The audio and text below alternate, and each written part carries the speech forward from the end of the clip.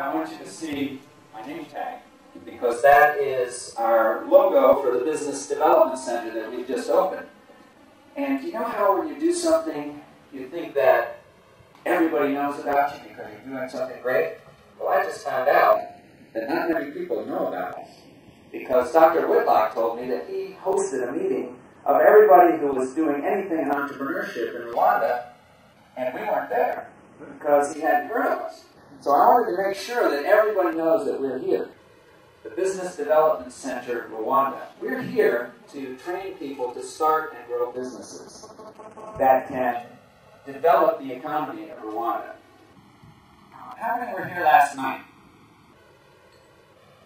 Okay, quite a few. How many were not here last night?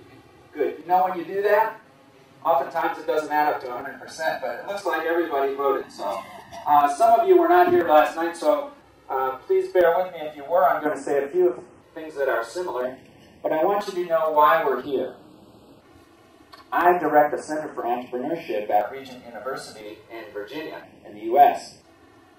And our goal is to help people start businesses and grow them in a way that uses ethical principles that can help whole economies grow. So we are operating in many countries around the world: Mexico, Guatemala, Indonesia, Ukraine, Cameroon, and now Rwanda. However, in most of those other countries, I've been partnering with local groups, and oftentimes their idea of developing businesses isn't exactly my idea. So this is our first time where we get to start a business development center and put into place a model that we believe is going to be replicated around the world. So you are really, in some ways, the prototype that others are going to model after. And so we're really excited about this opportunity. And since we have the rector of your main school that teaches business and finance and banking, I want to let you know that we're not direct competitors in the sense that we're not preparing people to receive academic degrees. We're supplementing the university programs with very practical training, hands-on, what we call action learning. In other words, if you're going to become an entrepreneur, you need more than just know things in your head. You have to be able to do things with your hands and your mouth. One of the things I found out in meeting Rwandans is that you're very polite and sometimes quite shy. Well, entrepreneurs are not shy. They need to be able to get up in front of people and persuade them that they've got a fabulous idea that you ought to be involved in. And so we're putting quite a bit of pressure on people to do that. You'll find several people around the tables that are wearing tags like this. They're people that are in the first class. And we'll give you more information about our center, and it will also has an online application. So if you would like to apply for January, you can feel free to do that. You'll notice I've been so busy doing this first course, I haven't updated the deadline for applying. It says July. Ignore that. I'll be changing that, and it'll be December. So you still have time to apply if you want to come in January. So that's one thing that the center is doing, and that's the first thing that we're doing. But our goal is to build a center that is going to be run by Rwandans and developed in many other ways than what we're just doing with this one program.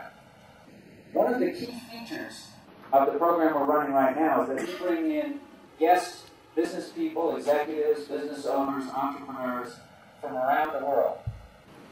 Our partner is the International Christian Chamber of Commerce, which has chapters in 100 countries. So we are bringing people from, not all 100 yet, but we'll be bringing people from many, many countries who are experts in various fields. And when they're here, we're sharing them with the business community. Now, since no one has heard of us, our first times, we're sharing them for free. But that doesn't mean they're not valuable. And so in the future, once we're a little better known, this won't be free anymore. You'll have to pay for the value you're getting. But in addition, we will have the capability to offer training in many different areas, not just in financial analysis. And so if you happen to have an interest or a desire or know of somebody who needs particular practical hands-on training in any field, I ask you to speak with our marketing director, Crystal, who's right back there. Would you stand up, Crystal?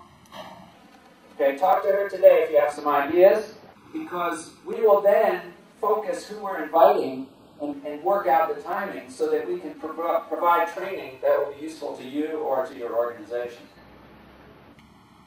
Yesterday, most of you missed this, but it was a fabulous workshop done for IT professionals and entrepreneurs by Paul McConnell from Australia. Paul, would you stand up? Paul is a pioneer in the internet in Australia and has just listed the fastest growing tech company in all of Australia. So he's doing what Andrew's talking about. He's on the other side. Andrew's the analyst investing and Paul is building the companies. You know what? I just learned something. You know that it's sometimes difficult to get people to come on time to things? But I just learned how to do that. You just put out fewer chairs and people are going to be there. And so you know if you're not there on time, you're not going to have a seat. Students are now reducing the number of chairs in our classroom. There will only be 5 chairs less than the number of people coming. So remember that, be on time. Okay, I don't want to take any more of your time, but I'm going to be available to discuss things. If anybody has any questions or suggestions of things that we might do as a center, we're here to serve you. We're here to serve the nation of Rwanda. And one of the reasons that we picked Rwanda as the first place is because you are a nation with vision. A nation with vision and unity in organizing to pursue that vision. And so we're excited to be able to work in this environment because we see it as bearing much fruit based on the efforts that we're able to bring. Now I'm going to introduce your speaker today, your teacher today, who happens to be a former student of mine. Andrew Root came to Regent University, where I was the dean of the business school, in 1992. One of the smartest students we have ever had there. And he really took an interest in finance. Finance wasn't his background. He was an undergraduate major in biochemistry. But he got interested in finance.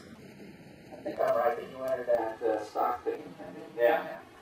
There was a contest to pick stocks. You didn't actually put any real money in it, but it was a hypothetical. And Andrew is a competitor. And so his group did better than every other group. And not just in our university, but this was a wider, many universities were involved in the stock picking. So you don't want to get into a contest with him because he is a highly competitive person. But he's also extremely smart. And in addition to that, he has an ability to take something that's very complicated and make it very simple. One of the things that I learned as a professor over the years, both as a student and then as a professor, is that when someone really understands their subject, they can explain it in a very simple way. When they don't really understand their subject, they tell you how complicated it is, and they start using a lot of big words, and no one can understand it. And they say, well, naturally you can't understand it because you're not as smart as I am. That is what you're going to get with Andrew. To give you just a little background, because he may not want to brag about his accomplishments, faster than just about anybody in a very, very competitive financial world in New York City. He went to work for Goldman Sachs, which is one of the top investment banks in the world, and rose very rapidly in that organization to become a partner, to become deputy director of research for U.S. markets that had 400 analysts reporting to him. One of the reasons that you don't have to work 24 hours a day to accomplish something.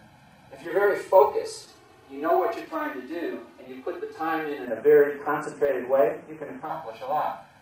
In addition, you need to be able to work with people. Now, sometimes people, in fact, we've got two fields, information technology and financial analysis. People tend to think everybody's very heady. We talk about people being nerds.